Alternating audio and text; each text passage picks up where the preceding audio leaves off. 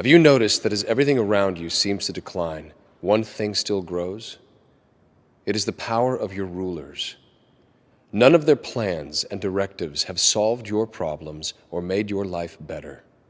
The only result has been their increased control over you at the cost of your freedom. Do you know why? You gave them the power. As every veteran will tell you, the most important thing you bring into battle is why. The why for this battle that we're talking about today, that Representative Gallagher just spoke about, is very simple. To protect lives, to save Americans, and very pointedly this: every American, every one of us in this room, everybody in government is being lied to. When they send somebody out to the podium, when they send Blinken out to the podium, it's to lie to the American people. Flat out. When he says the terrorists promise that they won't let other terrorists in, that's an example of him lying to the American people.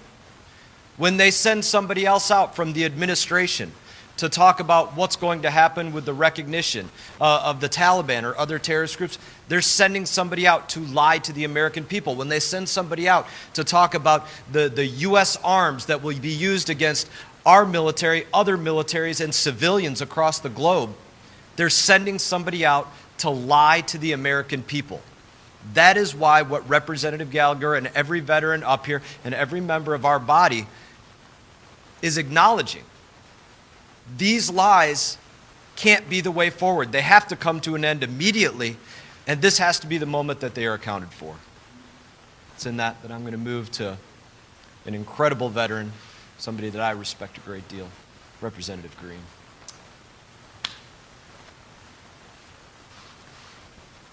Thank you, Leader, for calling this together and for setting all this up, and to your staff. I want to thank my colleagues who stand behind me, who served their country not only here in Congress but in uniform across the globe, swearing an oath to defend our nation, our Constitution, against enemies, foreign and domestic. And I want to thank every veteran who served in Afghanistan, especially today. The Taliban has broken every single agreement, every aspect of the agreement since January. Whether it was their fighting inside the provinces, whether it was just the power sharing agreement for the country as a whole, completely violated by their attempt to overtake the country. And just recently, their promises to let Americans walk through their checkpoints to get to the airfield. Myself, my colleagues, can report to you call after call from Afghanistan to our offices saying, I am an American and I can't get through the Taliban checkpoint. I've been 3-4 times. And yet, President Biden did nothing. He continued at each point when the Taliban broke the agreement to do nothing. It is a failure of leadership, and it reminds me of a story from our early national history, the War of 1812, when the British were coming up the Potomac River. And an American who saw them making the move toward Washington, D.C., yelled to the British commander, you know, if George Washington were still alive, you wouldn't have gotten this far. To which the British commander replied, if George Washington were still alive, we wouldn't have even tried. The point is it matters who leads this country. We need leadership. You can't do détente with a country like the Soviet Union, like Carter tried to do. You can't run from Somalia when we get a bloody nose like Clinton did. You can't give away and run from Iraq the way Biden and Obama did in 2011 and not expect ISIS to be created. And you sure as heck can't abandon Americans in a war zone, leaving them to defend themselves, to fend for themselves, and expect our enemies to respect us. We have alienated our allies and empowered our enemies. And while Joe Biden hasn't allowed the White House to be burned down, he certainly allowed the reputation of the United States government to be burned down.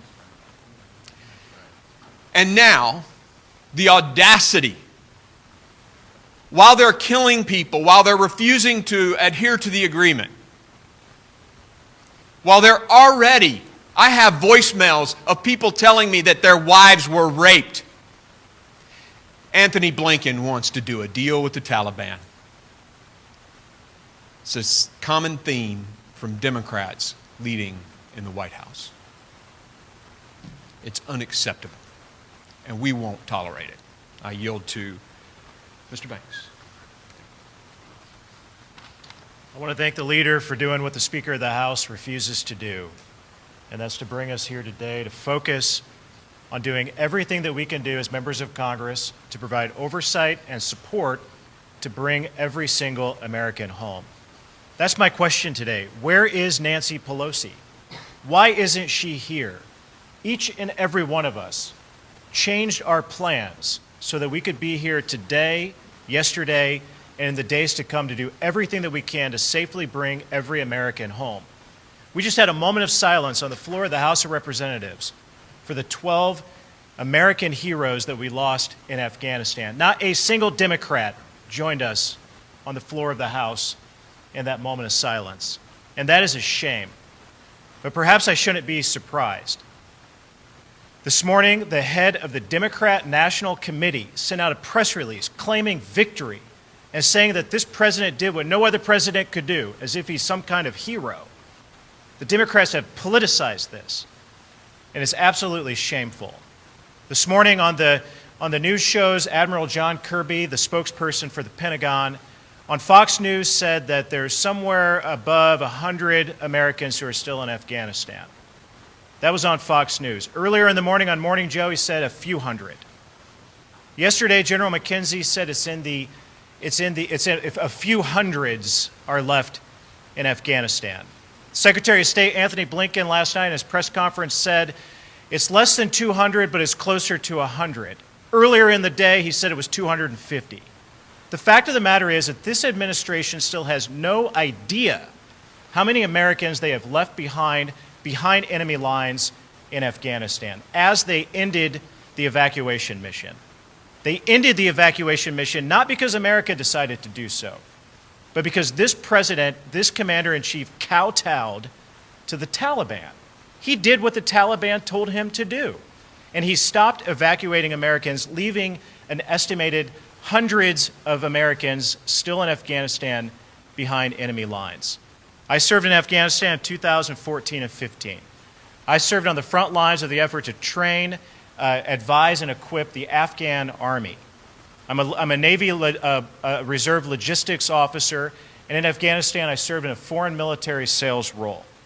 Never did I think at that time or every day since that everything that I was a part of would fall, all of the equipment that we acquired to give the Afghans, the Afghan Army, the Afghan police, to fight against the Taliban, all of that equipment would be left behind and fall into the hands of the Taliban. Over $85 billion worth of American-made military equipment. That includes 75,000 vehicles, 208 airplanes and helicopters, over 600,000 small arms and light weapons left behind to fall into the hands of the Taliban. The Taliban now has more Black Hawk helicopters than 85% of the countries in the world because of the negligence of this administration. But folks, it's not just weapons. It's night vision goggles, body armor, and unbelievably, the Taliban now has the biometric data stored on biometric devices that we left behind that has the information, the personal identification information of the Afghans who served alongside us as interpreters or served in the Afghan army as a part of our mission to fight against the Taliban. This is unbelievable to me. It makes me sick to my stomach. Because you know what I think of? I think of Sergeant Major Wardell Turner, the highest ranking enlisted member in my unit who was killed in a roadside bomb while I served alongside him in Afghanistan. What would he think knowing that we left hundreds of Americans behind? What does his family wake up and think today? that we've left hundreds of Americans behind enemy lines. He never would have stood for that. He would have fought to do everything that he could to bring every American home. And it makes me sick to my stomach thinking that any life that we lost, anyone who paid a sacrifice in Afghanistan along the way, has to wake up today and wonder, any family member that wake up today and wonder, why would any administration, why would any president, commander-in-chief leave any American behind? It's never happened before. This has never happened before in American history, that a mission like this would be so botched that we would leave Americans behind enemy lines. We don't even know how many of them are there. So again, I want to thank the leader for doing what the Speaker of the House refuses to do. With that, I yield to a real American hero, someone who did pay enormous sacrifices in Afghanistan, Representative Crenshaw. Thank you, Jim. Thanks all for being here. Look, my last memories of Afghanistan were in June 2012, and I was blind at the time. I'd just been blown up, and but I could hear, and what I could hear was the cries from Rahman. Rahman was our interpreter who had stepped on the IED right in front of me, and he was still alive. He later died. He was the kind of guy who we're leaving behind. He was the kind of allies that we had, these people who would sacrifice for our country. As I was moved to the evac helicopter, they were laying down cover fire for me. One of those guys laying down cover fire, his name was Dave Warson. 2 months later, he was dead in a helicopter crash with one of my other best friends, Pat Feeks. You know, the question is, do these guys die in vain? It's a question a lot of our veterans are asking after this bungled exit from Afghanistan, and the answer is no. Because there was a realization that for 20 years we were keeping America safe from another 9/11. Unfortunately, our politicians never really clearly articulated that to the American people. And that lack of communication resulted in this mess that we're in now. There's going to be a reckoning for the decisions that led up to this. But you know, we talk about accountability in the SEAL teams quite a bit. Hyper accountability, really. Everything is your fault, even if it's not, because it must be. That's leadership. Accountability for your actions, accountability for what went wrong, admission that something went wrong. How about that? And then doing things, taking actions to fix it. That's what we've been asking for weeks. When we still had a chance, I asked this administration, go back on offense, reset the chessboard. You've screwed things up, admit it. Now reset the chessboard and regain our leverage. They said no. They wanted to stick to their arbitrary surrender deadline, and they left. So what is today about? It's about fixing this. It's about taking action. But first, the administration has to admit it's wrong. Stop running victory laps. It's like the arsonist claiming they did a really great job putting the fire out, when in fact there's actually still people inside. That's the kind of analogy that we have here. No admission that anything's wrong, running victory laps, and refusal to do anything about it. And then when we come today, the Speaker of the House can't even show up.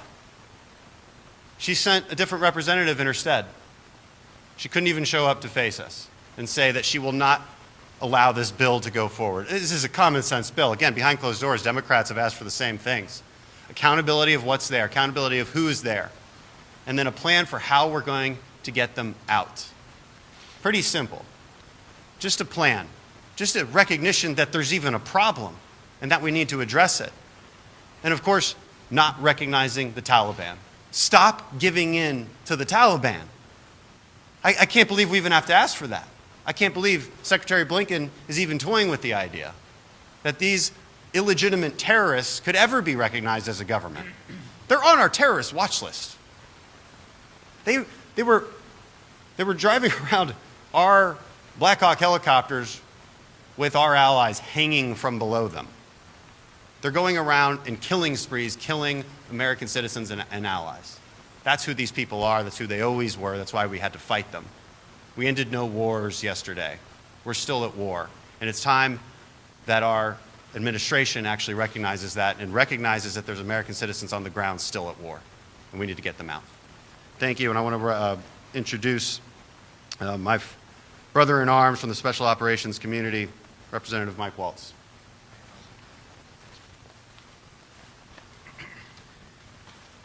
Mike Waltz from Florida, served multiple tours as a Green Beret on the ground in Afghanistan.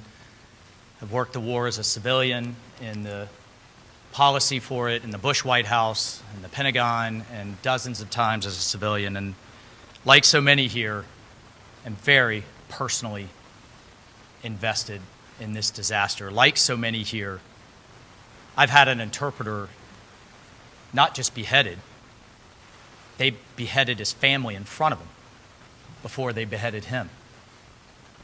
I had a journalist and a principal run out of town with Taliban threats, but they stood strong. You know their crime? They were running a girls' school. The Taliban, in response, killed their family and machine-gunned the girls' school with the girls in it.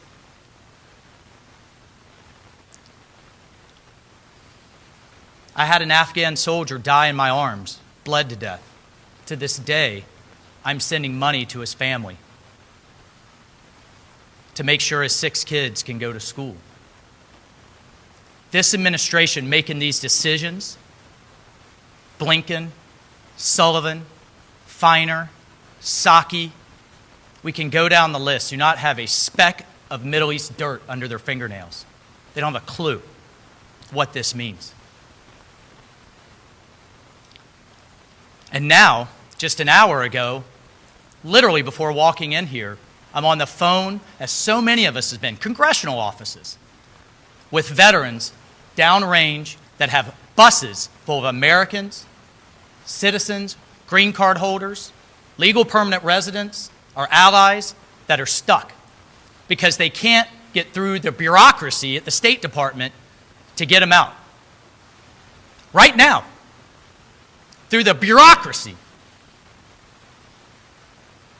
people are dying, and you all need to do your jobs for accountability. It's not just us. We have the Taliban, we have our government now engaging the Taliban, trusting them to let these people go. We have a Navy veteran, Mark Frericks, that the Taliban and the Connies have held for over the last year. Is he free to go? Is this who we're going to trust?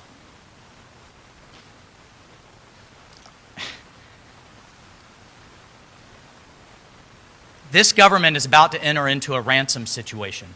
On international television, Blinken said, well, they need access to funds, billions in foreign currency reserve, international recognition, in exchange for our own people. That's called a ransom. And that's un-American. We do not let terrorists dictate the time and place and method which we get our people out.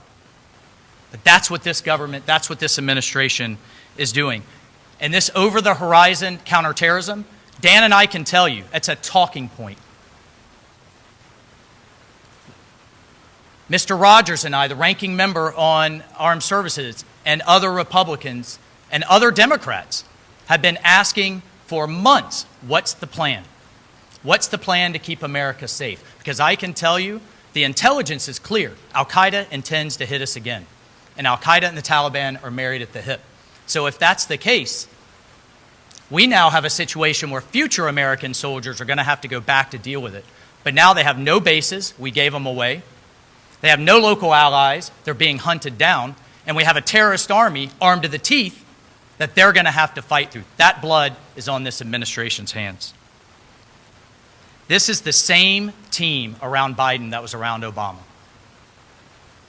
Benghazi, Bergdahl trade, reckless withdrawal from Iraq that led to the ISIS caliphate and untold deaths around the world. The Iran deal. You cannot appease terrorists. You cannot concede your way out of this problem. They know strength and they know leverage. And right now we've given it to them in the form of hundreds of Americans on a silver platter. I had an ambassador reach out to me today, a Middle Eastern ambassador. He said, I cannot tell you how bad this is for your country and its image.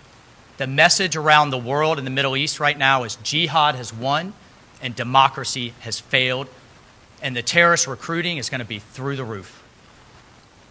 It's not a policy issue, it's a national disgrace. That's from an allied ambassador.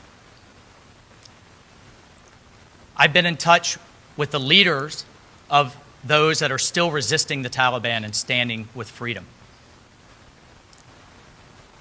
Vice President Saleh told me, you know, you may have paid billions and lost soldiers to stand with us against extremism, but the price that you're now going to pay in your dignity and your values is incalculable. So my question from so many veterans, Gold Star families, and others, who is going to step up and say, I screwed up, I made a mistake, I'm accountable? Where is it? Well, if this administration won't lead and you won't drive that accountability in the media, then we will. We will lead, and for the sake of those veterans, for the sake of so many of them that we hold right here, they are not getting what they deserve out of this government, out of this building. We will hold them accountable, and we will give them what they deserve. Thank you, Mr. Leader. I yield.